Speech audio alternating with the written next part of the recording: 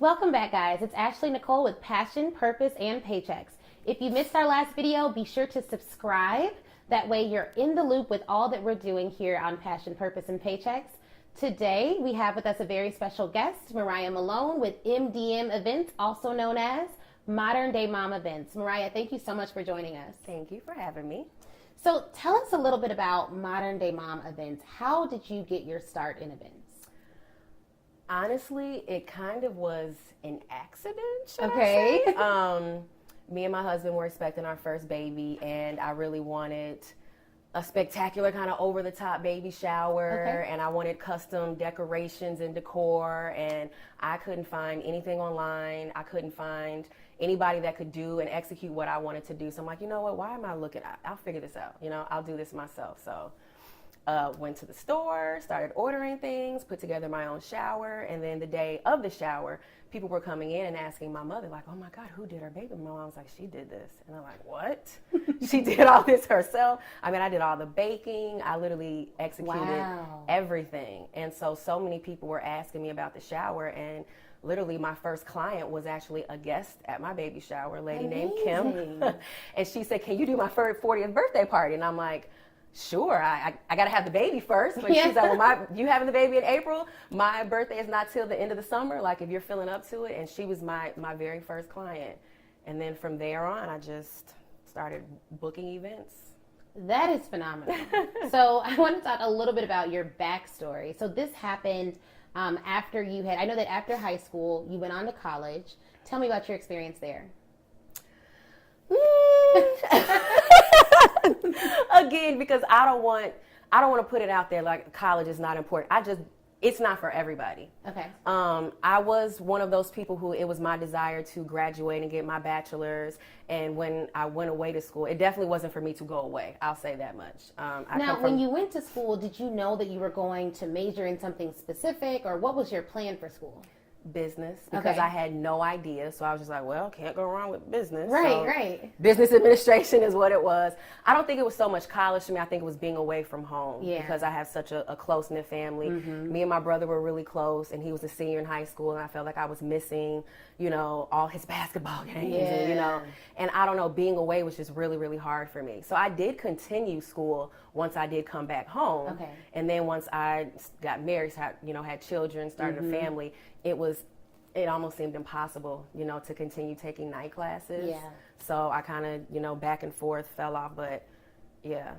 No, but I actually ask about that because there are some of our viewers who actually are considering, well, I didn't finish school, so maybe that means I can't start a business and I don't have the know-how to do so. But you've been able to be successful in business. And it's ironic that you majored in business because that still is something that you've been able to be successful in bringing to fruition. So after you came home, when did you get your first position, and how did that experience First position with work? Or yes. So what did you do once you got home? I actually, the young man that I went to prom with, I ran into his mother in Walgreens, and she was just asking me how I was doing, what I was up to. I told her that I had, recently, after that first semester of college, I came home and I was here, and she offered me an internship at the company that she was working with at the time. And I did the internship. After the internship was over, they offered me a part-time position, then a full-time position, and then I transferred to another location there, and I had been working there ever since. It was like almost 9 years I was with that company. Wow, that is phenomenal. So during the course of your 9 years with the company, when did you plan, or during the course of your 9 years with the company, when was your baby shower? I'm trying to get a gauge for when you actually started the business. Okay, so let's see, if my daughter is 4, I was going to say I had to have been 5 years ago. Okay. Yeah. So you were about 4 years into your career at this company. You had gone from intern to part-time to full-time. And 4 years in, you get pregnant, plan your baby shower, and then your business launches. Yes. Wow. Okay. Yep. And so how exactly did you launch the business? So I know you had the baby shower and you obtained your first client. Did you then create a website, or what was your process like? This is the advantage that I know our generation has, is the technology. Yes. So unbeknownst to me, I'm posting pictures on Facebook and Instagram and different things, just like, oh, did a baby shower, did a birthday party, and through that, people were viewing that, and then, sending me messages or commenting like, well, how much would you charge to do this? And I'm like, I don't know, didn't really think about it, So were you just doing these events for free? No. When you first started? Okay. No. They were paying me for them, not very much. Right. But it was just something that, again, it's like, these were people that I knew at first. Whether I had a good relationship or they were a friend or an associate, whatever. They were people that I personally knew. Yeah. So for me, it's like, I'm doing something for a friend, I'll charge you this, and I was doing, and like, that was the end of it. I had no idea like what it was going to eventually turn into. So how did you, in the beginning, set your prices? Because a lot of people find it very difficult to set prices, and more importantly, to give a price to a friend or a family member. Yes, I'm going to be brutally honest. Okay. I cheated myself horribly. The first event that I ever did for someone else, I came out of my pocket a little over $400 of my own money because I lowballed it. And the thing is this, which I can honestly say this is probably part of the reason why the business stayed successful. That's my hiccup, my mistake, not the client's. So I can't come back to her and say that even though I agreed to do it for X amount of dollars, I need another $300-400. It was just like, well, I messed up, got to suck it up. I got a job, I have to spend my own money, and this is what I told her I would deliver, and I got to deliver it. Wow. So a lot of the time, the clients didn't know it, but it was like trial and error. Yeah. I had to figure it out, like, okay, now that I know to do this, it cost me about, X amount of dollars. So if someone's asking for this, this is what I need to be charging. And then even later on, figuring out how much time and energy, gas I put in to, get from point A to point B, and then adding in costs so then I could make a profit. So it sounds like you would advise someone who's starting out to figure out all of your costs, and as well as not just the cost of the products and the materials, but how many hours it's going to take you to put in, develop an hourly rate, add that to the cost, and then give someone a price. Mm-hmm. I only took a loss the first few times. Okay. Honestly, my advice I would always give to anybody, especially when they're going into event planning, event decor, do something for yourself first. Mm-hmm. You know what I mean? Mm-hmm. So then you don't feel like, oh, I spent a bunch of my own money for Ashley's event. Yeah. Do something for yourself. Keep all your receipts. Mm-hmm. Figure out how long it took you to do what you needed to do. And then that'll help you gauge what you should be charging. You know what I mean? That's great. And then you can use those materials in the future. Exactly. Okay, that is phenomenal. That's really good. Okay, so then after you started your business, you were still working while starting your business. Yes.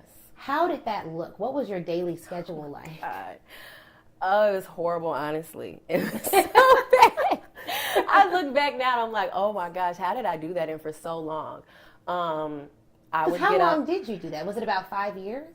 No, because again, you have to think I had a second child. Mm-hmm. So I remember I was doing events up until I was 5 months pregnant when I did your birthday party. Really? Yeah. Oh wow! Remember? I was 5 months pregnant. Yeah. Yep. So again, in between pregnancies and things like that, there was some downtime, so it wasn't just straight through. But what was the initial question?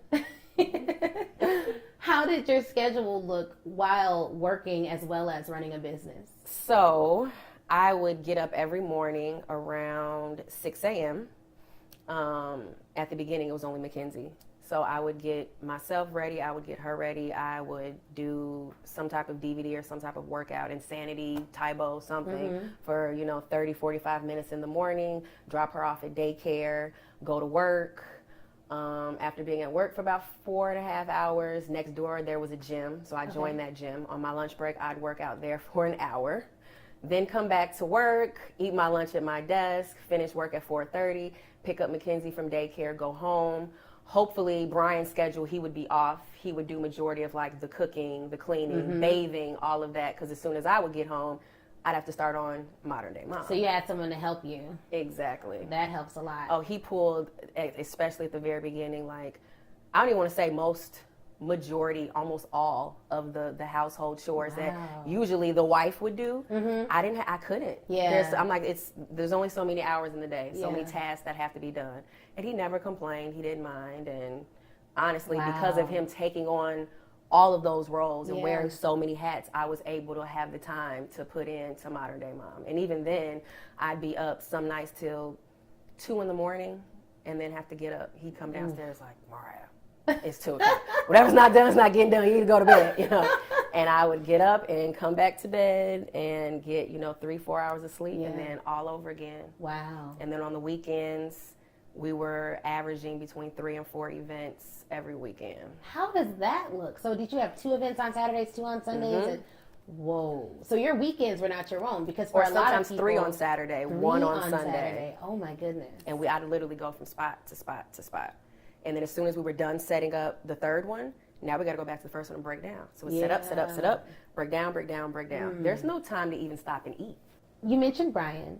When did you all meet and start dating? Tell me your love story in that regard. It's funny because I met Brian years ago because my younger brother and one of his younger brothers were the same age and they played basketball together. I mean, at the very early stages, what were they, like 7 or 8?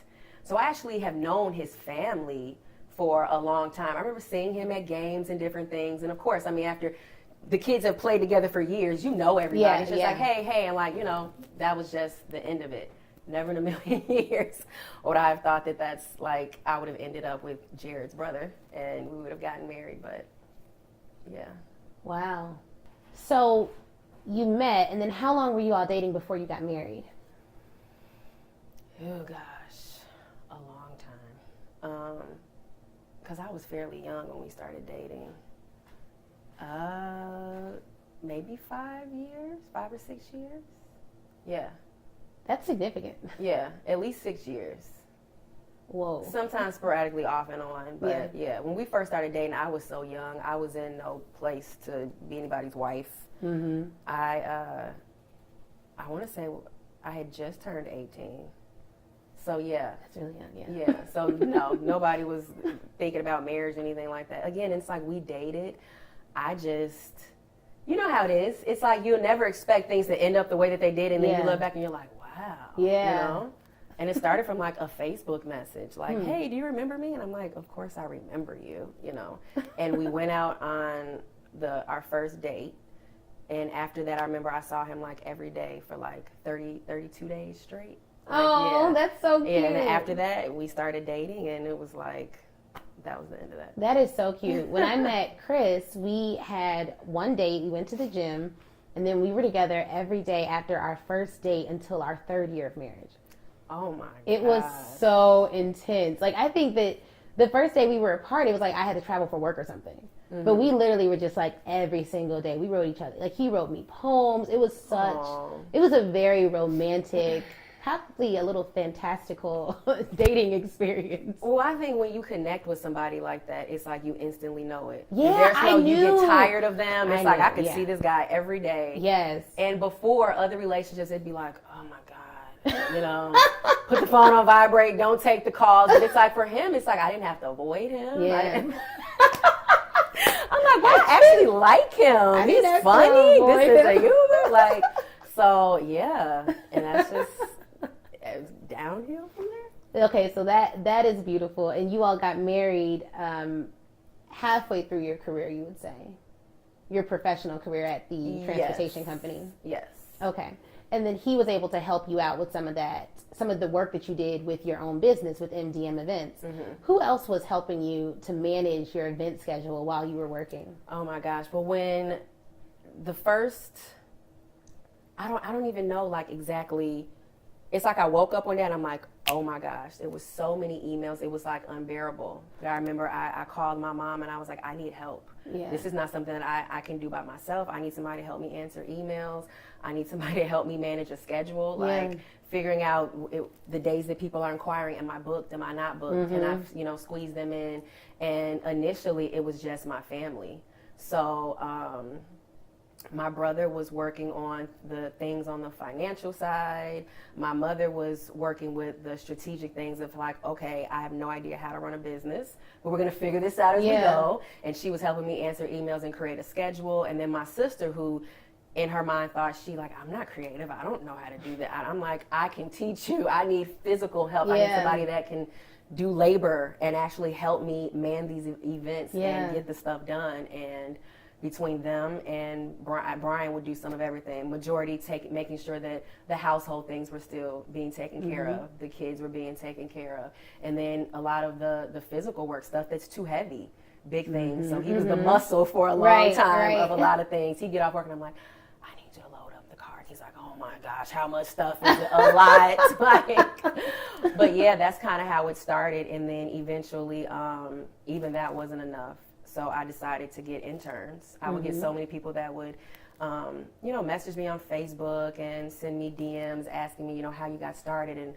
this and this. And I'd answer people's questions and try to help people as much as I could. And people would ask me how to do certain things. I'm like, okay, clearly these people are interested in that. I'm going to do an open, call in for people that would be interested in interning for me. And in return, I'll teach you guys what you want to know and help you all start your own businesses. Okay. And that's the photographer that I actually use now. She started off as one of my interns. Wow. And her dad did photography, and she had asked me one day, like, maybe I could bring his camera. So once I had her take pictures one time, like, you're done with all of this. So part of it was me finding out the girls, their strong suits. Yeah. And where I could find out, you're good at this, you're good at that, so that's what you do. This is what you do, this is what you do. And with them, we were able to do, we had got up to like 5 events in a weekend. Ooh. And majority of them now, Veronica has her own baking business where she's doing cakes and different desserts. Jasmine's now doing full-blown photography. This girl went away to school, got a degree. She's like, I don't even use it. She does photography now for daycares, preschools. Yeah. Another Jasmine, she is also doing sweets and desserts. Teresa has her own event planning company where she does customized sweets tables and balloon arches and things of that nature. Cool. So I'm really proud of each and every last one of them because they all came in just kind of nervous, kind of scared. And after, it's like hands-on. I tell them, this is what we're doing today. We're going to see, nope, you're horrible at this. We're going to do this. And each of them found their strong suits and now are running their own businesses. Well, so you told me off camera when we were when you were forming your internship program, there were a lot of people that came in that were interested in just working with the celebrities that you service and all of that. Tell us a little bit about how you were able to decipher who could make the cut to be an MDM Events intern. Well, number one, you immediately, the people that start asking about like different celebrities, I'm like, nope, that's what you're here for. I don't have time for that. But one thing that something that my dad taught me a long time ago is that if there's something that's inside of me, if it's inside of you, I'll know it. If I'm a very passionate person, when I meet somebody else, I'm going to know like, oh, he's passionate. Yeah. Because I see me in you. Yeah. So when I would see the group of people, I'm like, she's not going to last, she's not going to last, she's not going to last, she's not going to last, she ain't going to work out, she's not here for the right reasons. Yeah. And crazy, the handful of girls that I knew would last and would stick it out are the ones who did. Wow. And I told them it's not going to be easy. It's going to be long nights. At one point I remember everyone's children being in Mackenzie's room. And I'm like, oh my God, there's 11 kids in there. But I'm like, bring them. We all have kids. Yeah. We got to work it out. Yeah. We'll find activities for them to do. We got work and things we have to do, So it's just, I don't know, immediately I would always know like, nope. Who's about it, who's not about it, who's passionate about it, who's going to stick it out, who really wants this like for real, who has the desire to really like fight and make it like how I know I do. Wow. And when you meet certain people, you click with those people, and that's what it was with these particular girls. That's amazing. Now, you mentioned that some of them asked about celebrities. In your business, or in many businesses, I think the goal and the dream is to have that one client that can really help propel your business. And you actually experienced success doing celebrity events relatively early. You had your first celebrity client in 5 months, is that right? How did that come about? This is going to sound so mean. But I was on Instagram, and I had saw some pictures of Derrick Rose's son's 2nd birthday party. Okay. And I just felt like, again, I don't know who did that event. I'm not here to bash anybody's work or do that. But in my opinion, I'm just like, Derrick Rose was at like the prime of his career. Yeah. You know what I'm saying? And I'm just like, this is what this kid's birthday party looked like? Yeah. So I reached out to his mother, Maika, and I said, look, I'm not trying to offend anybody, but this is my name. Here's my business. You can check out my pic. At the time, I didn't even have a website. How did you know her? I didn't know her. Oh, how did you on Instagram or? Oh, his mom has Instagram? Cool. Mm-hmm. Yeah, I found her on Instagram and I said, this is just terrible. Like, you have like the Prince of Chicago, and his birthday party doesn't even compare to my kids. Right. And so I was like, if you're interested, we'd love to do his birthday party. About 3 hours later, she responded and gave me her phone number and was like, when can we meet? Let's talk. Da, da, da. Wow. And that's how it Well, went that down. took some faith to just reach out to Derrick Rose's mom and say, hey, not really feeling this, but I can do it better. Look at my stuff. I mean, how did you even have the was it instinctual that you just did that? I mean, I guess I definitely have a dominant type A personality. I've always been like the bold kid. So I don't know. It just, I kind of felt bad for the kid. And I was like, what? Like, he could have anything he wants. And I'm like, please let me help you all. Like, we can do something extravagant. And she just saw a few pictures and was like, yeah, let's talk. Yeah. And that's how that happened. So did that relationship get you other celebrity clients as well? Or did that? I will say, because you've done a few at this point. Yeah. I would say not like she referred me to somebody, but I will say once they I'll say this, like the very first photo shoot that we did with PJ, we actually did it at my dad's building downtown, and it was crazy. Who is like, PJ? That's their son. Okay. That's their son's name. And again, like, Derrick showed up at my dad's job and just asked for my dad, came in there in Bulls basketball shorts and cap. My dad's like, you're here by yourself? Like, you didn't come with me? We were not in that building 20 minutes, and the place was like surrounded by paparazzi, people taking pictures, and he just politely was like, please, like, anywhere I go, I let you guys have free reign to take pictures. Like, this is for my son. Can you please give us some privacy? Yeah. He was so nice, and all the people were like, absolutely. And they just cleared out. I was like, whoa, and he's so like, cool. I never complain. I let you guys do what you need to Yeah. do. This is my kid. Like, give me some privacy. And I don't know, I was blown away by that. Because usually they don't really listen. Yeah, I know. That's what I'm thinking. I always imagine paparazzi being like, so, who cares? Like, Yeah. Okay, that's great. That's good to know. Yeah. Okay, perfect. And I just think privacy is a big thing. Yeah. And they want to know that, they're safe. Their kids are safe. Yeah. That I'm not, telling all my friends, like, this is where the party is. Right.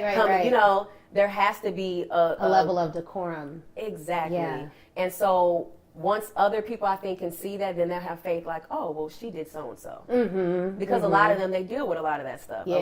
Everything they do has to be very, very, very private. Yeah. And which makes sense. Yes. Well, so once they see that you're kind of trustworthy, then I think it just opens up the door and makes it easier for you to have more celebrity or high-profile clients. That's great. So you're running your business. You're also still working a full-time job. You're a mom. You're also a wife. At what point did you decide, you know what? I'm going to leave corporate America. I didn't. You didn't? Nope. One thing my parents always taught us, like, you never quit a job, you never quit a team. I would probably I haven't worked for that company. It's been almost 2 years. Okay. But I'd probably still be working there to this day, and they would not have let me go. Oh. And the reason why they let me go was because of my business. Really? Yep, almost to the point like breach of contract, but if you're going to have another job, they set me down. They had screenshots and like, is this your website? Is this your social media? And I'm like, that is my face. Those are my children. Like, the pages aren't private. I'm like, this was nothing that I was hiding. I didn't think that I was doing anything wrong, but they were like, if you're going to have, a secondary job, you're supposed to inform us about that ahead of time. Then we approve it. Then you can move forward with that. So and then they showed me like when you first started working here, you signed this. Yeah. And I was just like, all right, whatever. And it's like, honestly, I walked out of there. I remember coming home and telling Brian like, got fired today. And he was just like, what? Yeah. Part of it was you had been there so long, yes, though. But Ashley, I was running myself into the ground, working there and doing both. And the fact that you would have never taken the jump. No, and it's like every day that I sat there, I felt like a part of me was like dying there. Yeah. Like, don't get me wrong. Yeah. I appreciate the company. The two bosses that I had there were very, very good to me, and I owe a lot to them and that company. For when I did come home, I did do schooling. They paid for the schooling that I did do. Oh, that's phenomenal. Great benefits. It was a great job. That was not my purpose in life. Right. There was nothing there that I was passionate about. I don't need to be working there because nothing about me was passionate about that, which means how much of an asset am I really going to be to that company? Exactly. And I think they kind of knew that too. So it's like, we found a loophole. We're going to take it. But it was a blessing in disguise. Fear, though. I mean, I think that the fear of a lot of our viewers is that, okay, I'm going to start this side business while I have my job because I need the money. People need money to live and do what they have to do, especially when a lot of people are moms, they are wives, and nowadays, honestly, I don't know many couples where one man, like the man takes care of all the bills. Like a lot of my friends that are married, both are working. Absolutely. And if they're not, they've just agreed to do a different type of a lifestyle. But you need two incomes a lot of times in today's day and age to keep up with everything. So they're both working and they want to start something that they actually care about. They don't care about they like, it's a good job. Yes. It's a good job. They like their career. It's cool. But they have something else. Their biggest fear, I would imagine, would be that talk, which is like, okay, you're doing this. How did you feel when they told you you were terminated? Was it a weight off immediately, or were you initially kind of like shocked and scared? Walk me through those emotions. At the very beginning, I'm kind of looking at them like, really? And you put so much time in. Like a lot of our previous guests have only been at a company 3 years, 2 years. You know, it wasn't a huge investment, but close to a decade. Was there any part of you that thought, I deserved more than this? Yes, I was a little angry at first. And then I was angry with them at first. And then I really sat back and thought about it. Number one, I was making almost 4 times the amount of money that I was making at Pace doing events. So it was really stupid. Exactly. That's crazy. Again... Because, I mean, to be real, most people sitting at home are not like, well, my side business is making 4 times my job, but I just owe them a commitment. Like, that is not who we have. And honestly, I'm going to be honest. It's not even that I even felt I owed them a commitment. It was just at the end of the day, even doing events, I don't know how many people are going to book in the month of November. Exactly. This was something that I knew was guaranteed, and I was familiar and I was comfortable with that. So for me to walk away from that, I'm like, I have to know that I know this is going to work out. And I had a husband that made 6 figures, and I still. But at the end of the day, there's a certain level of a lifestyle that I know he wanted, that I wanted for our family, and I never wanted to be that wife that watched my husband work himself to the ground. Yes. While I'm sitting at home curling hair and ordering things online, and he's out there busting his butt. Like, if you're going to work and do all that, I'm going to do the same. I like that, actually. And there was an article, this is a bit off topic, but there was this article about 2 lawyers that married each other. And the woman went to law school. She had done very well. She had graduated past the bar. But her husband did well, made 6 figures, and she quit her job. And the husband wrote the article, and it was about how he felt so resentful towards her because he was killing himself at a job that he hated because he had to take care of her yoga appointments, all of her lifestyle choices, and provide for their family. And there is, I think that resentment can breed when one person is working 5 times as hard as the other person. And you're like, dang, and then you can't even quit or try to do something different because they don't work at all. So you're like, I don't even have the option. Yeah, no. And again, I think part of that is just how I was raised. My mother always met my dad halfway. She was always, she wasn't not that I'm against stay-at-home moms. Right. She was always a working mom. And I how could I say that I love you, but I'm watching you be stressed out? And no, we're not going to do that. Yeah. If I work and you work, we don't have anything to worry about. Yeah, because things do happen. And even with stable jobs, people lose jobs. One person may be down on their luck, and that's where you can pick it back up. But both people have to be willing to work. Absolutely. The stay-at-home situation, I want to be clear. I'm not against stay-at-home moms. I think you have to check the temperature of your relationship.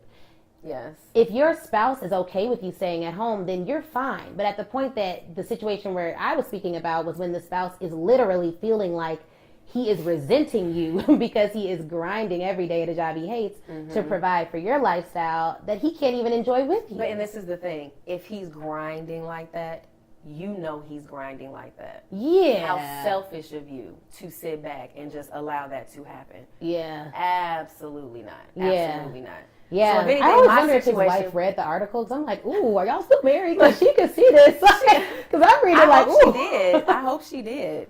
But yeah, no, that was never going to be me. And honestly, as much as I love my children, I got to work. Yeah. I can't sit at home, I'll go stir crazy. Yeah. So I'm like, I've always been one of those that I have to have a job. I got my first job, I was like 14. Yep, I was 13 or 14. Maybe yeah. Yep, and I working was at a just Kleenex. like, no, I've always just been one of those go-getters. I wanted to have my own money. I want, you know, and I also just feel like as a woman, it helps you to gain self-esteem and self-worth. Yes. That I know it doesn't matter if the world or anybody else esteems that I'm pretty or I'm not pretty or I'm this, I'm that. At the end of the day, I can take care of myself. Yeah. You know what I mean? Yeah. So if things don't work out, I'm not concerned about it. Right. You know, and that was always my thing. I wanted to make sure that I was independent and financially could support myself or any children that I ever had. Yeah.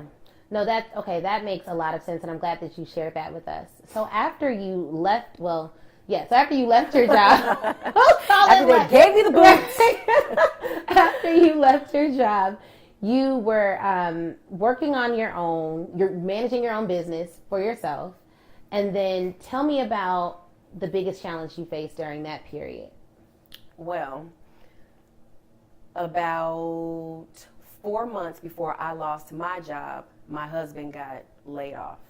Now he was in a union, he worked for a railroad, and how that kind of works is like you have a team, if one person messes up, everybody's accountable. So he was going to be out of work for 9 months. 9 months? He was supposed to go back to work, I want to say it was like the second week of September of 2016. Wow. So once I had lost my job, he's like, how are we going to survive? And I'm like, Modern Day Mom is doing very well. We'll be okay. And at first I was a little concerned, like, man, I'm really going to have to make this work. And honestly, I didn't turn down any events. I don't care how tired. I don't care if I was overbooking, because I know what type of man that he was. I knew he would have been so stressed out. I wanted him to, in a way, feel like, you don't have anything to worry about. Like, I got it. We're not going to drown while this is happening, you know. And I had worked myself, honestly, I was in the hospital several different times, but I just know him. From exhaustion or? Yes. And then when you're not sleeping properly, you're not eating properly, your immune system is not strong. I was in the hospital left and right. I went back on Instagram and there are pictures of me like at Thanksgiving, I have a mask on, and like just so many different elements and illnesses that I was dealing with because I was overworking myself. But I just know him. I did not want him to fall into like a stupid depression. Like, what are we gonna do? What are we gonna do? What are we gonna do? Because when a man's money ain't right, nothing's right. No, that's and I'm real. like, I want him to know that I can real. cover mortgages. We had 5 cars. Wow. I wanted him to know that regardless of this is a temporary situation, I'm gonna do what I gotta do to make sure we go through. And he wanted to go and get a job at a car wash, and I said, absolutely not. You've lost your mind. You are not going back there. This is not pride. This is not. I will not allow my husband to walk back there with his tail between his legs. I'm going to make this work. Like, we're a team. We're a family. Like, when one can't, the other will. That's how this goes. And right now, the business is doing very well. I'm going to do what I have to do, and I'm going to make it work. I cut down staffing, so I had less money that I had to pay out to people. And I'm like, I'm just going to have to do most of this myself so I can keep, as much profit as I can to make sure that we stay afloat. Wow. That is great. That is just, it's really inspirational is what it is. And I appreciate you being able to verbalize what you did in those moments, because it's encouraging for women to know, when your husband is going through a difficult time, there are ways that you can encourage him and not tear him down in those moments. Absolutely. And this is how that looks. And how did you even have the wisdom to respond like that? My mother. Because that's who she is. Yeah. You know what I mean? Yeah. So it's honestly, I don't even feel like it's something that she sat down and taught me. This is who I am because that's who she is, and I've watched this is how she operates and does things. A woman is supposed to be the architect of the home. Yeah. You know what I'm saying? Yeah. So it's like, I understand what type of personality that my husband had. I know the temperament that he had, and I knew if certain things, if I didn't make sure they were under control, I knew the cause and effect of what would happen. Yeah. And I'm like, Like, you're going to have to suck this up and do everything that you have to do. And I'm like, you work long, crazy hours. Now you don't have to work. You can spend more time with the kids. Now I can cut daycare. Daycare is super expensive. Yeah. You can stay home with the kids. That's a huge bill. That's more than our mortgage. Yeah. To put the kids in daycare, that'll financially help me a lot if you can keep the kids. And he was like, yes, I'd love to stay at home with the kids. And he was a stay-at-home dad like for almost a year. And he did all the cooking, cleaning, bathing, parking with the kids, makeup and stuff with Mackenzie. Like he did all of that stuff. So it's like really traditional. We kind of switched roles, but you got to do what works for your household. Yeah. And again, it's something that he enjoyed temporarily, but it's like, I'm going back to work. I know. Yeah. Relax. Yeah. And trust me, I can't wait for you to go back to work. Right. But in the meantime, this is going to work for us. And unfortunately, he was supposed to go back to work, like I said, the second week of September, and on our last family vacation, he actually passed away on our vacation in August. So, but again, it's like everything happens for a reason. He was on call 24/7, so they could call him at 2 a.m. and say, we need you here. He had 2 hours to get into work. So even though... what did he do? He was an engineer. Okay. And he was on the call board. You could choose to keep a job, but you made 3 times the amount of money on the call board. So it's like you pay the price to make the kind of money that you make. Yeah. But he was such a family-oriented person that it's like everything happened the way that it was because the last year of his life, he got to stay at home with our kids. Wow. Like the things that I know that were like important to him. And I'm like, we went on, and even with just me working, we took the kids to Disney. He's like, how are we going to afford all this? I'm going to figure it out. Relax. That the Wisconsin trip is the one that he actually passed away on, but that was like our 3rd vacation that summer. And so I'm like, again, God knew this was going to happen. Yeah. This is why all this happened the way that it did. And I also think losing my corporate position, it forced me to say, you have to make this work. Yeah. Period. Yeah. And it's like I had all these people around me that saw the potential in me. Or you need to be working for, and I'm like, shut up. I didn't want to hear it. Yeah. And it's like, but I needed that. Yeah. And it's like everybody thinks that I can do this except for me. How come I don't have the faith to step out? God knew I wasn't going to have the faith to step out, which is why that situation had to happen the way it did. And they had to give me the boot because I would be sitting there at this desk to this day had that not had happened, because a part of me would have always felt like, but I need that, but I need that, but I need that, I need that backup plan. When it's like, no, either you believe that you're called to do this and this is, your destiny and what you're supposed to be doing, or you don't. Yeah. And this forced me to say, are you one of the haves or have-nots? Yeah. Do you have the goods or you don't? Can you do this? Do you want to do this or do you not? Wow. And it's like, it made me have to wake up and figure it out. Like, you know what? I know for a fact this is what I'm called to do. Do you remember in high school they asked you that you fill out a survey like what you think you're going to be and what you're going to, and everybody, I'm going to be a lawyer and I'm going to be a doctor. I'm going to be a professional party planner. You put that down. That's what I put on there because I was the party throwing queen in high school. Again, I'm thinking when I fill that out, probably more of like a promoter. Yeah. Throwing parties at different lounges and that type of thing. Wow. It's like when I went back and I read that, I was like, you've got to be kidding me. Like, how I had no profound is idea that I was really speaking into my own Yeah. future. And I ended up walking that, not in the way that I thought I was going to, but literally doing exactly what I said that I would probably end up doing. I love that. My aunt often says that words have no bounds, and you can use your words to plan and propel your future. And Absolutely. that's exactly what you were doing, even unconsciously. That is outstanding.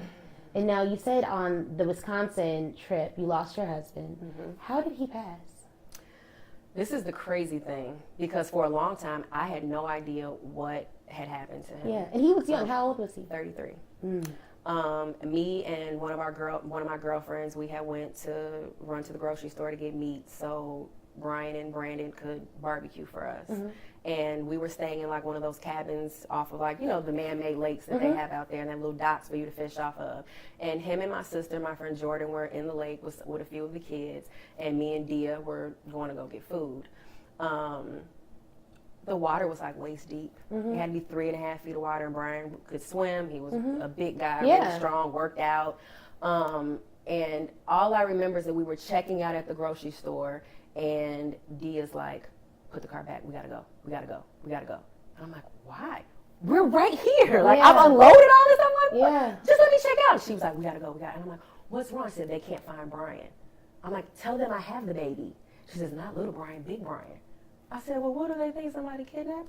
Like, this is a grown man. I'm just kind of looking at her like, what the heck? I didn't understand, like, the urgency. So we get to the car, and she's like, what? What? And I'm like, put it on speakerphone so I can hear. And so she puts it on speakerphone, and then you hear, at the time, her fiance, he's like, in a panic on the phone. Yeah. And he's like, dude, we can't find him. Like, we've looked all over, da-da-da. And then you hear him, like, kind of put the phone down. He's having a conversation. And he's like, oh, my God. He tells Dia, like, the neighbor next door said the last time, like, he saw Brian, he was in the water. So apparently what happened was my sister and Jordan got out. We had just got there. Yeah. We just got there. They had gotten out of the water to go get their bags out of the car. When they came back to get when my sister came back by herself, she didn't see Brian in the water. So she assumed that he had got up and went to the basketball courts and, like, went exploring to see what else, was around. She didn't think anything of it. She comes back now, she goes, I don't know why, but his nickname was Dragon for her. She's like, anybody seen Dragon? And they're like, no, he didn't come back in here. She went to the basketball courts and she didn't see him. And she said literally she had this horrible feeling that, like, something was wrong. So she came back into the cabin and told Brandon, like, dude, I think something, like, I can't find him. Like, y'all come out here and help me find him. So they locked all the kids in the cabin and they went, like, started spreading out and looking for him. And the neighbors who were next door, little tiny Hispanic guy, said, did you guys lose a kid? And they're like, no, we lost a big person. And he's like, the big guy with the white beard? And he's like, yeah, have you seen him? And he's like, no, man, the last time I saw him, he was in that water. I never saw him get out. And I've been sitting here, like, because he had a bunch of his small children playing in the sand right there. And so he said the guy pulled his shirt off, and he said, anybody that can swim, get in that water. The Hispanic dude jumped right into the water, exactly where he said he had saw Brian last, and he pulled his body out. Wow. So Brandon is kind of sitting there like, oh, my God, like, mind you, now we're on speakerphone, and he's like, oh, my God, no, he's been in there this whole time. And I'm like, what is he talking about? Oh my God. And I'm like, oh, and then I hear, like, my sister screaming, and I'm just like, somebody get on the phone and tell me what the heck is going on. So now I've pulled out my purse. I'm calling my sister. I'm calling Jordan. Nobody's answering their phone. I'm like, somebody talk to me. And I'm, like, yelling, like, Brandon, because he's got the phone down. Hoping, like, if I yell loud enough, he'll put the phone back to his ear. And I'm like, what happened? He was like, they just pulled his body out the water. And I'm like, what? He's like, he's been in there this whole time. And he's telling the guy, like, do something, do something. Thank God the guy was CPR certified. He immediately started. He's like, somebody, call the police, get an ambulance over here. And the guy was, giving him CPR and trying to resuscitate him until the first responders showed up. But so I'm on the phone, and Dia's like, how many minutes? And he's like, dude, I don't know. And she's like, think about it, Brandon. Like, concentrate, think about it. He's like, 15, maybe 20 minutes. Dia's like, oh my God. And I'm yelling at her, like, drive. And she's like, your son is still in the backseat. I don't care, he's in the seatbelt. Like, just get me back there. And I remember I picked up the phone, I called my dad, and I was like, I need you to pray. And he was in a meeting, and he said, I'm going to call you back. And I was like, don't you dare hang up on me. I've never needed you like how I need you right now. And my dad's an ordained apostle. I know he's a man of God. I know he can get a prayer through. So my faith was high. Yeah. And I'm like, if I could just get him on the phone and get him to pray, Brian will wake up. And so I said, I've never needed you like how I need you right now. I don't care who that meeting is with. You tell them you have a family emergency and you step out, and I need you to pray for Brian. Yeah. Because I'm pretty sure that they just called me and told me that he just died. And he was like, what? What do you mean? I'm like, they're telling me like they just pulled his body out of the water and Brian just drowned. And he said, the devil is a liar, da-da-da-da-da. And I'm like, I just need you to pray. And he said, I'm going to call you back. He said, where's Brian now? I said, I'm in the car coming from the grocery store. I'm on my way there. And he was like, I'm praying right now. You get to your husband. Right. And I just remember when that car stopped, I had on flip-flops. I kicked the flip-flops. I don't think I've ever ran that fast. And when I ran out there, first responders were there. And they're like, man, back up. And I'm like, I am his wife. Don't you tell me to back up. Yeah. And he's like, all right, well, you can sit right here at his feet. And I remember I sat down at his feet and I looked up and like my sister is sitting in the grass and she's vomiting and Jordan is like pacing and crying, and Brandon is pacing, and everybody's freaking out. And I'm just kind of looking at them like, you faithless people. Like, I just didn't want to believe it. I'm like, no. And so I'm like, okay, what is going on? And they're like, well, we're there. And I'm like, why does his stomach look like, dude had a six-pack. Like, why does his stomach look like this? I went, man, he's full of water. We'll get it out of him. Like, I just could not wrap my mind, like, around that. And this is day 1 of your vacation? Day 2. Day 2. The first night we stayed at a resort, which is kind of like a hotel. And then the last 4 days were supposed to be at that cabin. And I mean, they worked on him and worked on him and worked on him. And there was a younger white kid. He's probably in his early 20s. And I told him, you know, what are the odds? And he's like, man, she's like, you can't say that. I'm like, I'm done talking to you. You're having a conversation with me. Be honest with me. If I was your sister, if I was your family. And he was like, ma'am, he was gone when we got here. And I said, I knew it. I said, when I walked up, his eyes were open. I saw pieces of sand particles on his eye. I just was praying and hoping to God, like, for a miracle. Right. You know, and it didn't work out. It didn't work out that way. It was absolutely, I mean, like, my mind didn't register to the point where now they're putting him in a bag. And I tell the lady, like, he can't breathe. Right.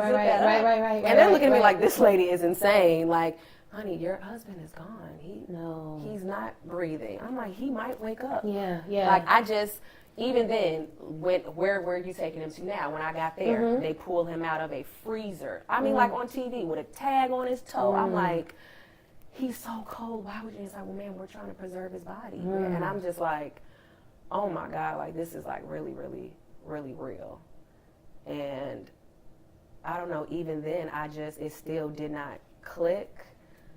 It just didn't. I'm like, there's no way. We had so many plans. There's so many things that we had to still do. And I'm like, I'm 28.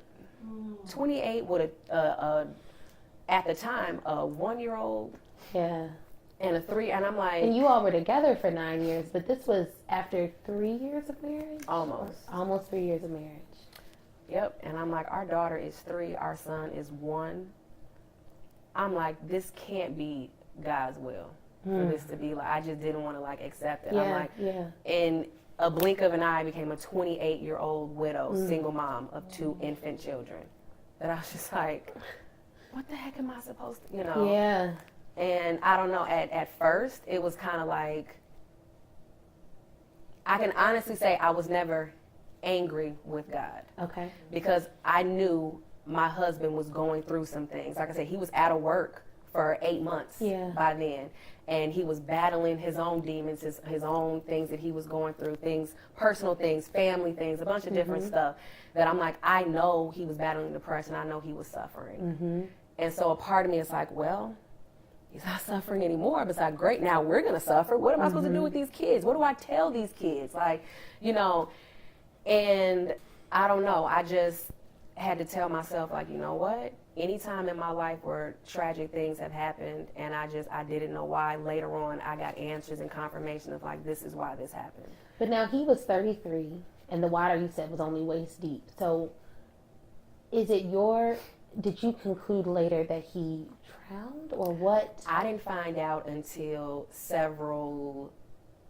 I want to say it was like 10 or 11 weeks after he died because they did so many autopsy reports trying to figure out exactly like what the cause of death was. And I found out that he had heart disease, all the major arteries around his heart were drastically clogged. They said he should have undergone triple bypass surgery.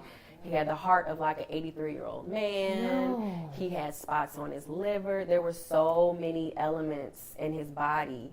But see, a lot of that, again, I believe a lot of that kind of stuff is spiritual. Like I said, he was going through some stuff. When you're going through stuff spiritual and you're not getting the help and the release of things, that stuff becomes internal. Yeah. Because there's no reason why a 33-year-old man should have had all those elements wrong with him. But everyone else in his family is perfectly fine. Yeah. It didn't make any sense. So I, again, later on found out exactly what happened, but I guess complications through some of that allowed him to be unconscious, and he just happened to be in water by himself. Yeah.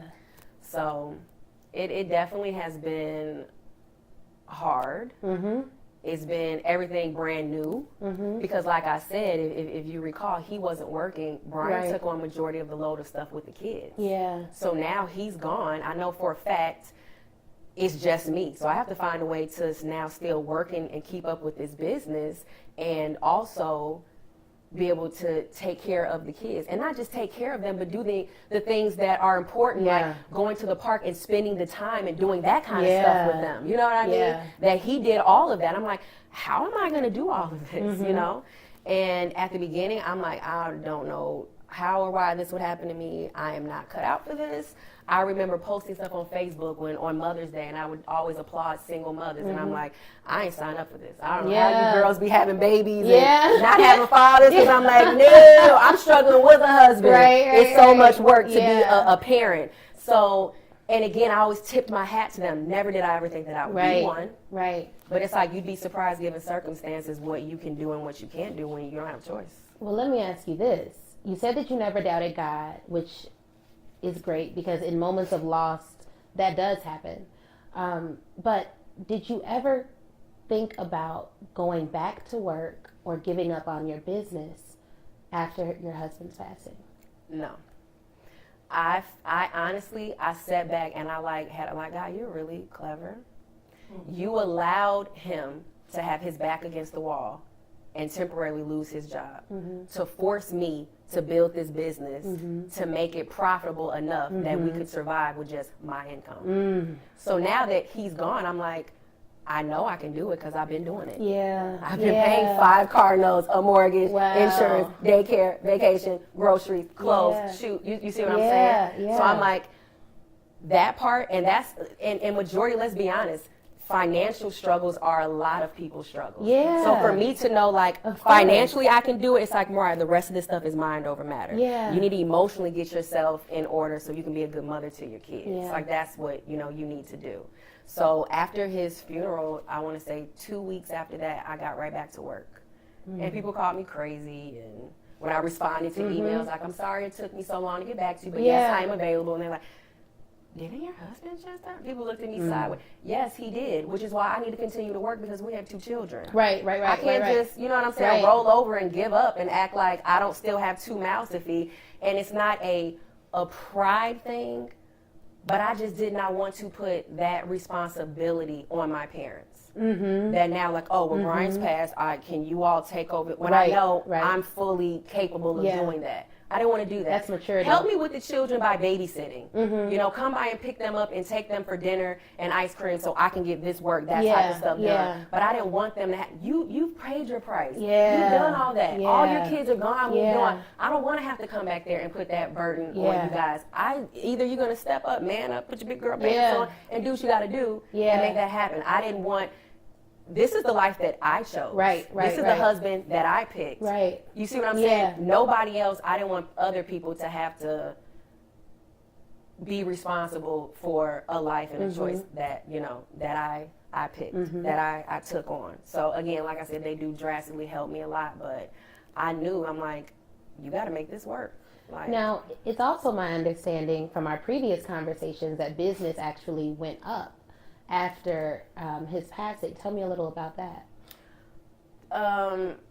To be honest, it's strange, but I do feel like the work kind of got better after he passed because I felt like you got to step it up. And then a lot of other people, honestly, I think they kind of felt sorry for me. So it's like, let me be supportive of her business, and this and that just happened, and I because I am kind of an open book. A lot of people know a lot about my life. They've watched me they've watched me get married. They've watched me have babies and all this stuff. So I think a lot of that also came into play, and I think it kind of inspired some people that I just didn't stop. And it's like, and it wasn't me. And at the time, I'm like, you people can think whatever you want to think. Like, who does that? Her husband just died, and she just picks it up and da-da-da. This is what he would have wanted. Did you actually, you actually heard people saying these things? That is unbelievable to me.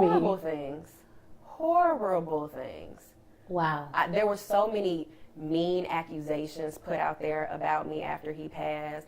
People judging, saying like, you need to take some time and you need to mind your own business. Yeah. and let me live my life and do what I need to do. Because you have responsibilities. And again, the type of business that I have, if you don't work, you don't get paid. Exactly. You don't make money. How am I going to business. feed and take care of his children? Yeah. The last thing that he would want is like, wow, so you were so sad about me that you let the family go under and the kids starve? Yeah. That's not what he would want. Exactly. He would want me to do what I need to Exactly. do to make sure that his kids were taken care Yeah. of. So I'm like, you don't know my life. That's You don't know my unbelievable. circumstances. Yeah. You don't know why I'm doing what I'm doing. And it's like, could I have financially, had my parents cover things? Yes. I don't want to do that. Mm-hmm. I don't want to do that. 'Cause it's like, and I know how easy it is to, once you've stopped working for a certain amount of time, it's hard to go back. Yeah. And so I'm like, no, I don't even want to get comfortable with that. With me sitting back and having them take care of me, I need to continue on. Well, so also when this happened, you already had events booked, even on the day of his funeral. Is that right? Mm-hmm. And how did you work that out? The day of the funeral, well, right after he passed, that first weekend, I had 2 events, and all my interns went and did those 2 events that weekend. Okay. The following weekend was his funeral, and they all kind of sat down and they were like, we don't think that it's fair. Mm-hmm. We can't pick who has to go do the event and who gets to go to the funeral. Yeah. Yeah. So I'm like, give that girl her money back. Mm-hmm. Like, no. Mm-hmm. Like, this is what I wanted to do from the get-go. Mm-hmm. As soon as this happened, I told my mom, like, go check the calendar, reimburse these people all their money back. Mm-hmm. They'll understand. Mm-hmm. And it's crazy.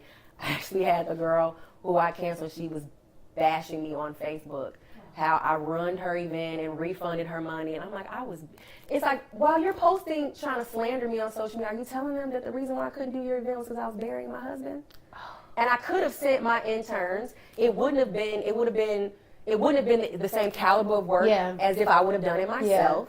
And it's not fair. These girls have now worked with me for almost a year, seeing my husband every day. Yeah. And they want to go there and be there. Yeah. So no, I'm sorry, whatever baby shower, wedding you have, like, this is somebody's life. Yeah. And if you don't understand that, you're not somebody that I want as a client anyway. Yeah. And if you got any Facebook friends that agree with you, I don't want them as clients either. Yeah. That is unbelievable. I do think we should do a little bit more with self-care. Yes. I do think we should make sure that we budget it in, because I do plan my days and I plan my schedules, and I have to budget in maybe a massage, or even if it's just a lunch with a girlfriend or dinner with Chris, or me and him plan to go and take a weekend away, but just taking moments of rest. How have you been able to take moments of rest now that you are managing a business and a household? Now, because like I said, I've had to learn things the hard way. Yeah. That if I don't get rest, not only am I no good for the business, I'm no good for my children. I'm no good all the way around. Yeah. So it's like, I will say I'm still working on like the self-care. Yeah. Taking time to go get my nails done and get pampered and do that. But I'm like, okay, no, the little time that I do have, instead of going, I'm just going to sleep. So at least I'm fitting that into, now. And I believe like eventually I will have the proper help that I need to run the business. It's coming. I know it's coming to where I won't have to work as hard. And then it's like, oh my God, I don't watch TV. Right. The TV in my bedroom's probably never even been cut on. I actually was considering getting rid of cable because I come home 10 p.m. Just Netflix would be fine. I don't even need the cable. I'm not watching TV, and I've just recently started being more deliberate about my prayer life. Like, I have to do that. I have to do that every day. I have to spend more time reading for leisure even. Like, I would rather read than watch TV anyway. So I need to figure out, maybe we don't need cable. You know what I mean? Yeah, because I don't have it. I don't. And it's like, why? Yeah. It's 24 hours. I don't have time to do any of that. It's like, the things are important and mandatory. I barely have time for those things. So it's like, I literally, every single day, it's like, okay, I have to go here, I have to do here, I have to do this, I have to do that. And then every now and then, the fact I do have children. So yesterday, before all my appointments, I was at the ER. I got to take my kid because he's tugging on his ear, won't stop crying. He probably, it's an ear infection. It's like, that wasn't planned. That wasn't written in the book of what I need to do today. But this is my child. This needs to be fit in first, foremost, before anything else that I do. Everything else now, okay, I have less time to do this. So when I get there needs to be no procrastination. There needs to be no lollygag, and I need to get straight to it because I've now lost 3 hours. And it's just, You gotta be resilient. You gotta be flexible. Yeah. You gotta be able to go every day. Things are not gonna be expected. They're not gonna go as scheduled as they're supposed to be planned. But I have gotten to the point now that I'm like, whatever is not done right now, I'll have to get up in the morning and do. I need to get some sleep. Now, you mentioned earlier that at one point your business was 4 times as profitable as your full-time job.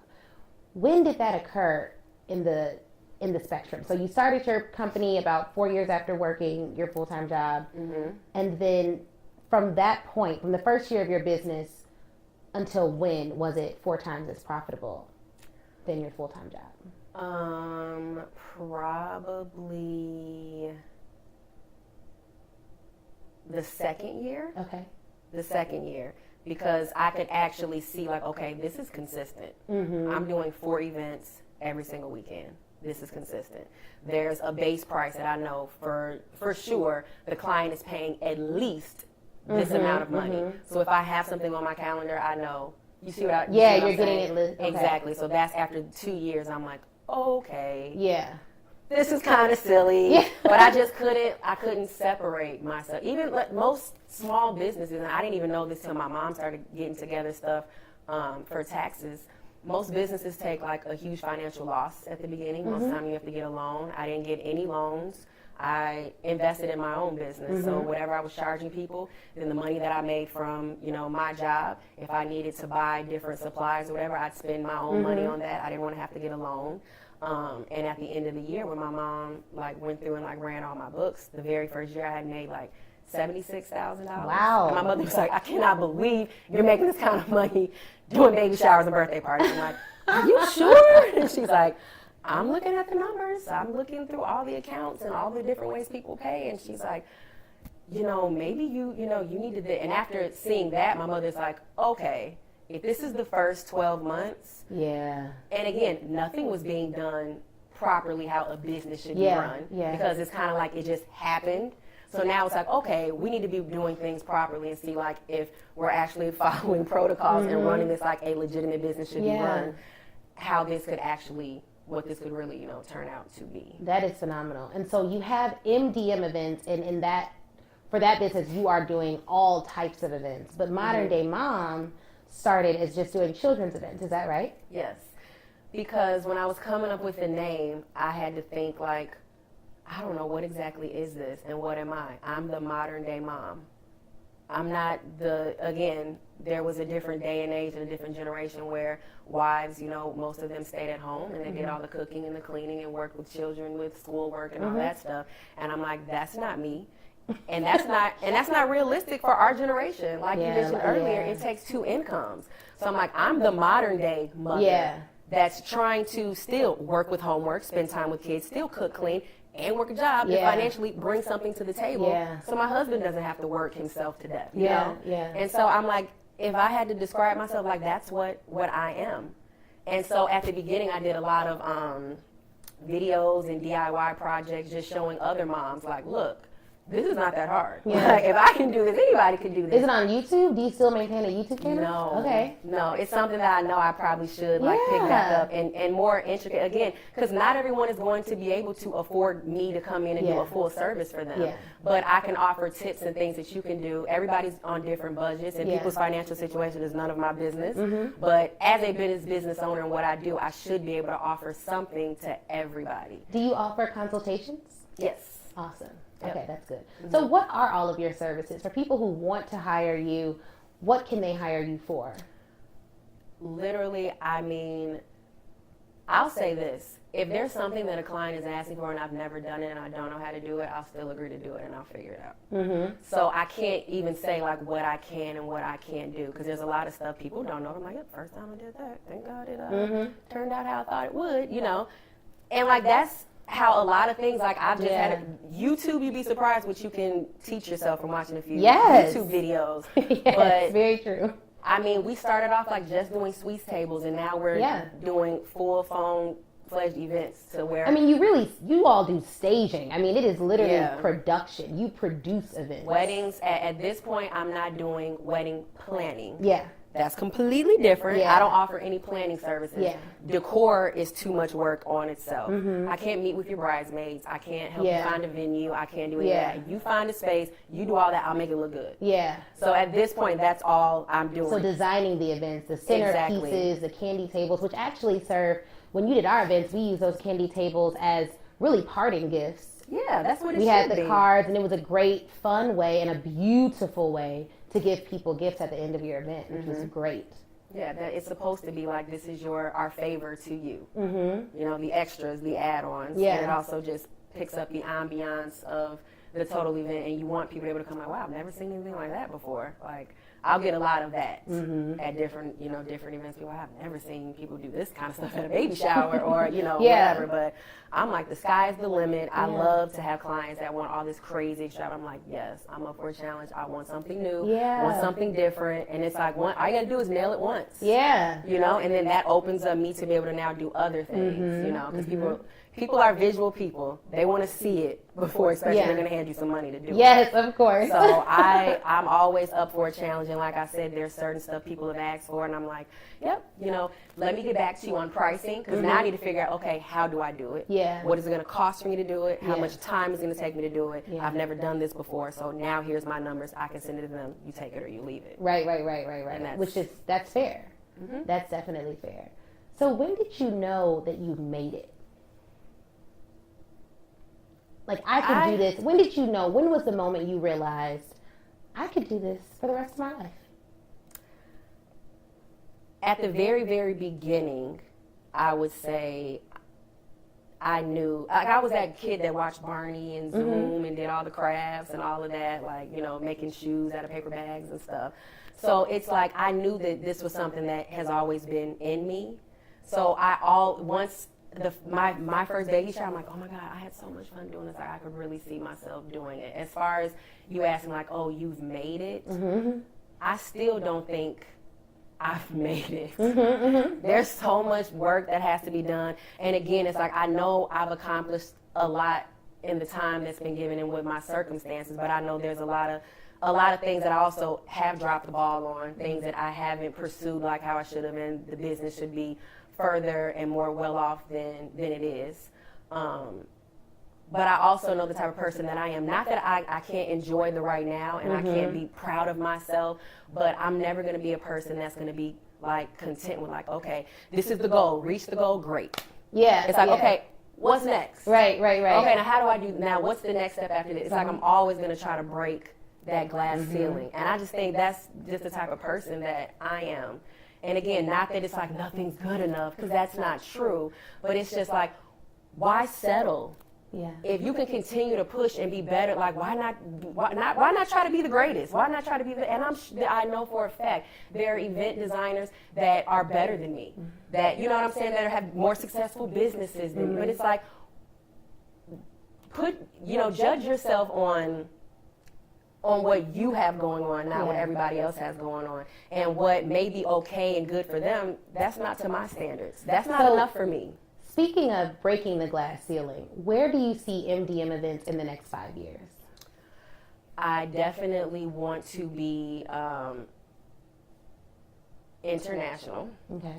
My goal is to have, I want to have a venue here that I can have now clients come to me. Yeah. Now, again, if it's a wedding, that's a little different. But for baby showers, birthday parties, 50th birthday, that kind of stuff, have them come. And I want one-stop shop everything. So, like, even now I have a photographer that I use, a videographer that I use, a chef that I, the same people that I'm loyal to them, they're loyal to me. Yeah. Build with these people. Yeah. And then go, then start going to other major cities in the, around the country, Atlanta, LA, New York, and start, Houston. Yeah. Start building what we're building here, but building there. Yeah. Because I have now family members. A lot of Brian's family has moved to Houston. My mother's family is in Arizona, and there's so many places where what I'm doing, nobody's doing anything like that out there. That I'm like, I need to get it together. It's like I got to tackle here first. Yeah. I got to get this together first. And a lot of what I've learned, it's not having the money. Right. It's not having the help, not having the people. It's controlling your thought process. having control over your mind, because a lot of things are just mind over matter. And like my dad has always taught us he would tell me, like, every decision you make is going to affect you, tomorrow for the rest of your life. And I'd be like, okay. And recently he really, explained that to me. It's like, I knew what he was saying, but when he explained it, I'm like, oh, my gosh. He said, every single thing that you do and that you don't do in life is a decision. And every single decision that you make is going to affect you either in a positive way or a negative way. Yeah. So if you want to sit here and say, instead of me getting up when my alarm goes off, I'm going to sleep an extra 20 minutes. Now you're late for work. Now your boss is pissed off. He was like, that decision for you to push snooze has now affected this. And he was like, every day you need to make a conscious effort to every single thing that you do. Make sure that it is a good decision. I love that. And I often tell people, to every yes, there's a no. Every time you're saying yes to something, you are literally saying no to something else. And so when people get offended, when busy people say no to things, what they should realize is my yes to you is costing me a no over here. If I say yes to you today, I can't sleep tonight. If I say yes to you here, I can't spend time with my husband later on. And there's not an unlimited amount of time in the day. And every second we are saying little yeses and little nos. And that has to be a deliberate choice. Absolutely. Because people, they think being nice, just say yes. I do not recommend that. No. Yeah. And I've actually never regretted saying no, but I have often regretted saying yes. Same here. I've never regretted. Every opportunity I've turned down, I've never regretted saying no. But I have regretted saying yes. Yes. Yep. So I'm just learning now that, and again, it's so critical for me now because I am now all my children have. Every decision, it's different. You don't have any children yet, but you'll see one day. Yeah. It's like right now, if you make a poor decision, you'll probably beat you like, God, I shouldn't have did this. Right. But it's like every poor decision that I make affects them. Yeah. So it's like a different level of responsibility. Absolutely. So it's even more strategic, a more strategic time for me to make sure that it's like, gosh, like everything has to be on point, but at the same time, not to overwhelm yourself. Take one day at a time, one step, one task at a time. Because if you look at it that way, you'll overwhelm yourself and drive yourself crazy. But just be conscious and be aware that, if I decide to, instead of paying a bill, go splurge on a jacket because I'm not having a good day and buying a jacket will make me feel better, bills come behind. And, all of that will trickle down to my children.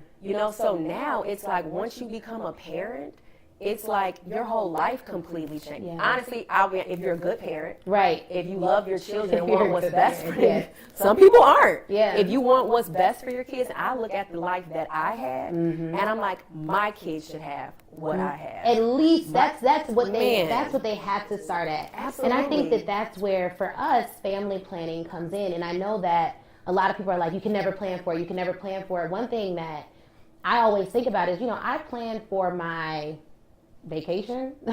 It doesn't make sense for me not to plan for my family. It just doesn't make sense. It's not wise for me to have the resources that me and my husband have and not think, okay, let's plan this out. Let's set up a college fund now for the baby that we want to have in the future. Like, let's make sure that we're doing what we need to do to put things in place, because we didn't grow up. Our parents imparted a lot into us, and it is irresponsible not to give your kids at least what your parents gave you when you had good parents. It's not responsible. In my opinion, and especially when you've been raised right. When I have friends that my parents have helped raised. So it's like I know I was given the best opportunity that I had to be a successful, upstanding citizen, and be a productive person and have something to not offer, just the world, to offer to in a friendship, to offer in a spouse. What are you bringing to the table? That's always been like what my parents have tried to instill in us, and the fact that I know I was given all the building blocks and everything that I need.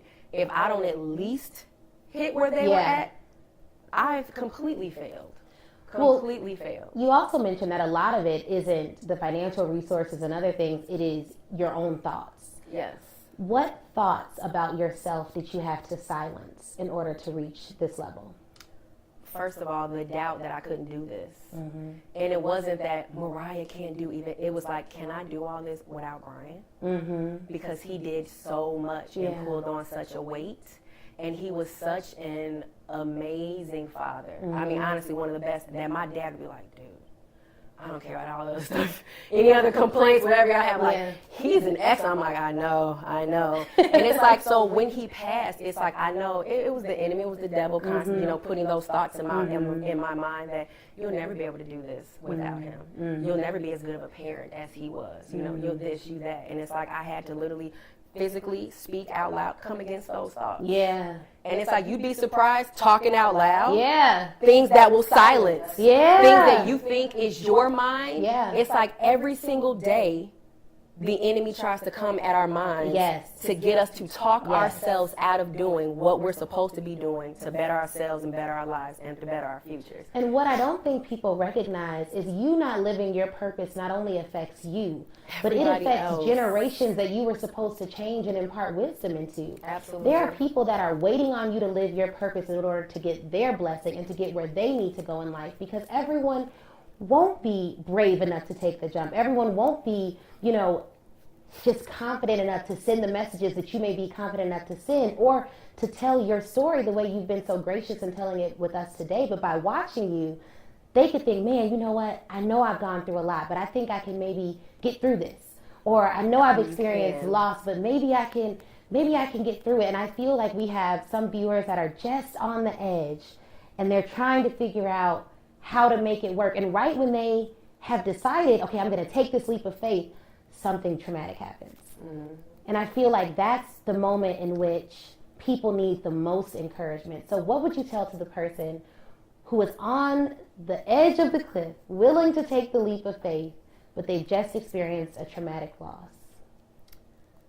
To whom much is given, much is required.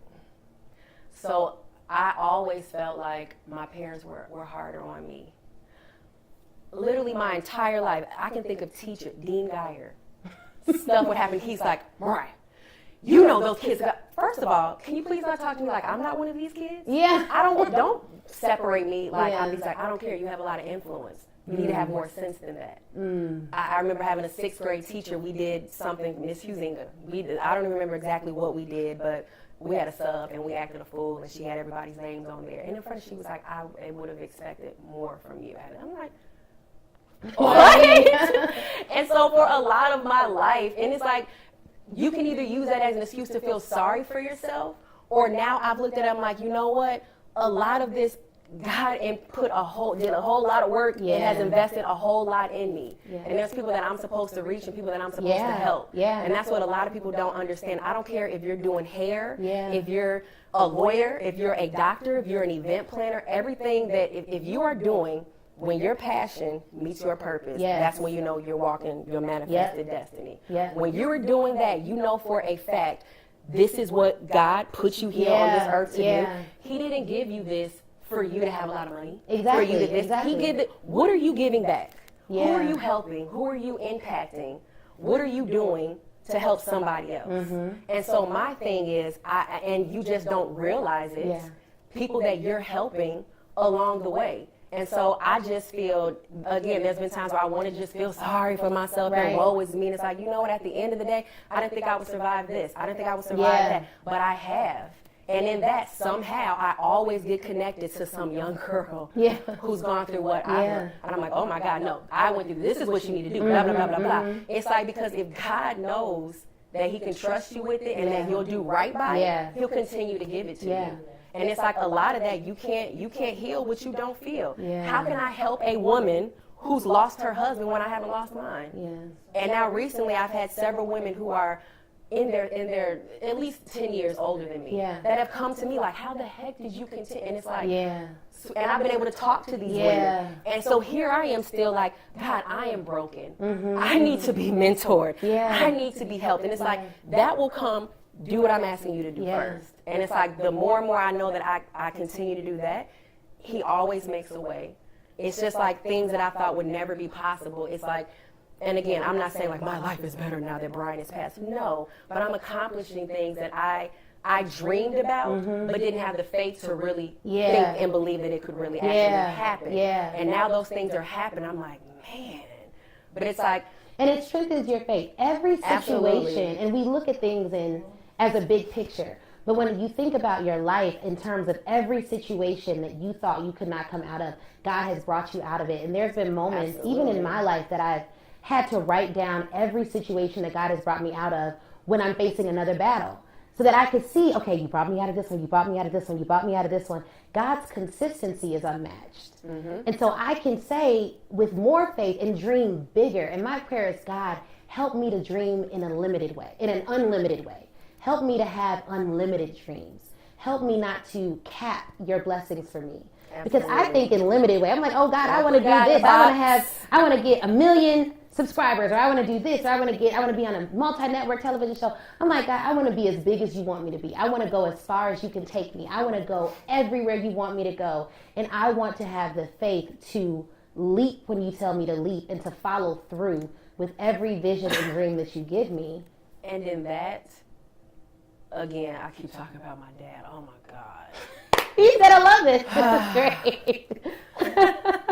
In everything, it's like, ask God to deal with your heart. Yeah. Because when your heart is in the right place and you do things for the right reason, God will entrust you. Like, I know I can give you this because I know you're going to do right. Yeah. I know I can get, you know what I'm saying? Yeah. It's like my parents, so many things that I know that they do, it's not for money. Exactly. It's not for notoriety. I'm like, and I'm looking at these people ungrateful, and I'm like, posting different things on Facebook. Okay, not negative about my parents, but I'm like, these people just don't know. Like, they're doing all this literally just to help you. Yeah. Just to help people. Yeah.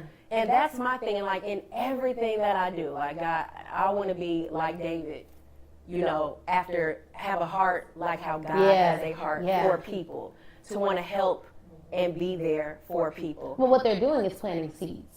Absolutely. And the seed goes to the sower. My dad always says that. And I think that we often look for the result, but when God tells you to do something and do it, you just do it. There have been so many people, and my husband always tells me, you should charge for that. You should charge for that. I've given so much advice to students, girls who want to go to law school, or girls who need to switch their career, or men who need a new resume, and I've just done it, and I haven't charged.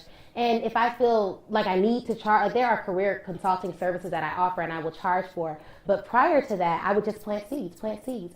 And lo and behold, like 5 or 10 years later, that person may come back and give me a free service or help my business in a way that is unparalleled. I'm doing something for my law school that I attended, and it was volunteer work, and I was really busy, and I didn't really want to do it. And lo and behold, they came back and offered me some space that I really needed free of cost. Awesome. And it was phenomenal, but it was all about, and when it happened, I was like, yeah, but look at the seeds. Yep. You did it. You didn't ask how you was going to be able to do it. You didn't ask how much time it was going to take. You did it. You invested in people. You poured into people, and that will be blessed. That act will be blessed. And you have to have the faith that that's how it's going to end up. Yeah. Because I know for a fact there are seeds that my parents have sowed. Their children have reaped the harvest. Yes. And I'm like, I didn't bring this upon myself. Yes. After my husband died, I was in a dark place. I was in the pit. My parents went and got me. Like, no. Yeah. Yeah. You know, and it's like, I know for a fact, if it wasn't for the seeds that they have sown. Yeah. The prayers because once you have children, you love your children more than you love yourself. So when your children are blessed, you are blessed. Yes, definitely. So, and again, I just know, even like right now, if it's not instant gratification, know and behold that if your heart is in the right place and you're doing the right things, it'll come. Yeah. Maybe not the way that you expect it to come, or the time that you think is but when it does come, it'll be right on time. Yes. It'll be a time when you really, really, really need something, and God will bring back to you, like, remember when you did X, Y, and Z?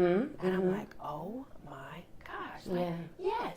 You know? Yeah. And he'll bring it back to your remembrance, like, wow, like, that was so long ago. Yeah. But he'll bring it back to your conscience, like, wow, you know, that was a seed that you sowed, and this is the harvest that you're reaping. Yeah. I remember my mom talking about a time when my parents needed something, and she told my dad, you know, he was worried about something, and she told him, your seed will sustain us.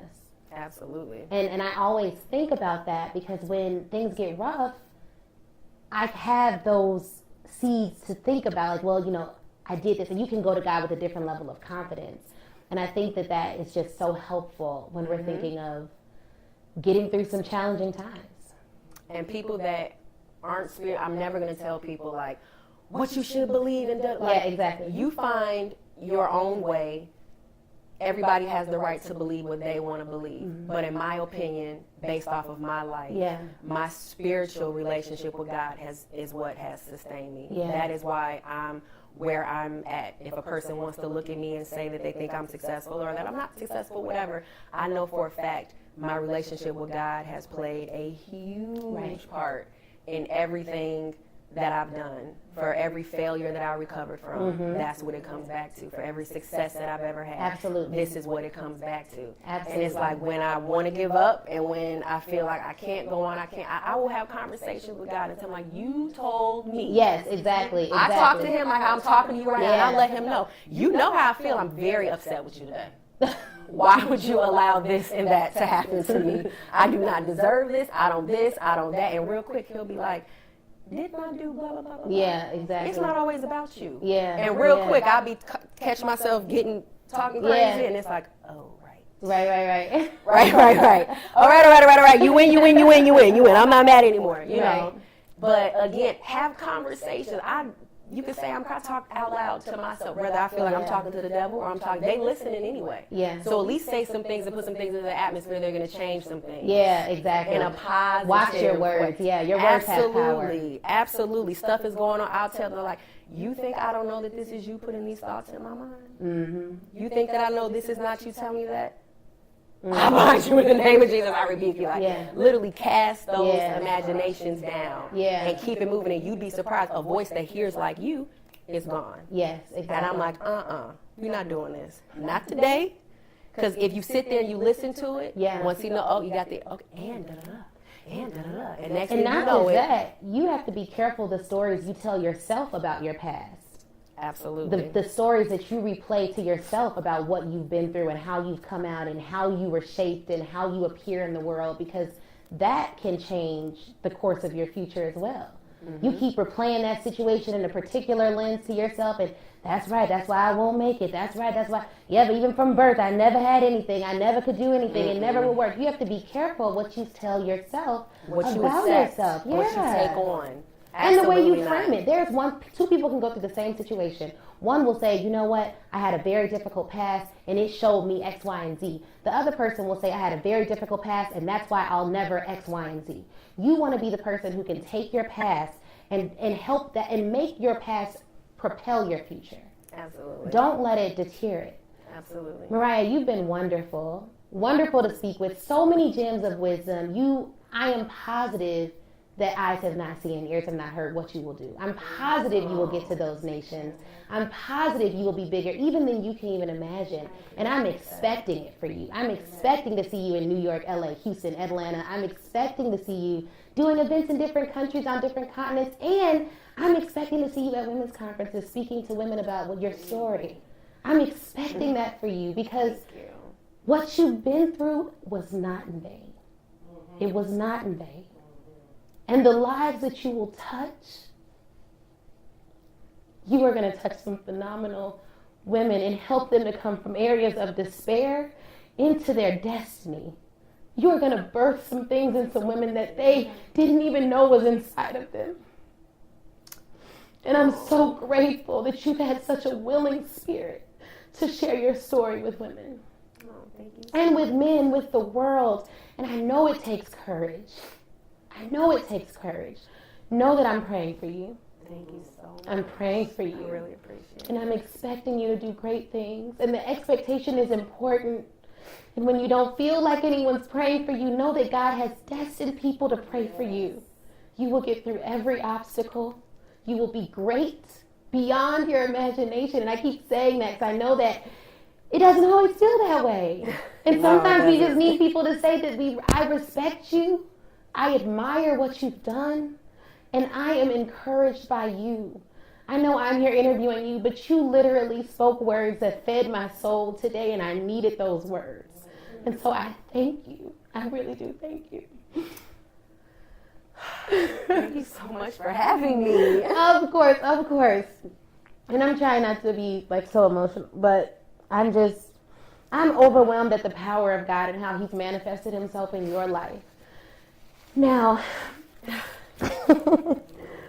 for people that want to reach you, they want to do events, where can they find you? How can we find you? How can we get you to do some events? What do we need to do?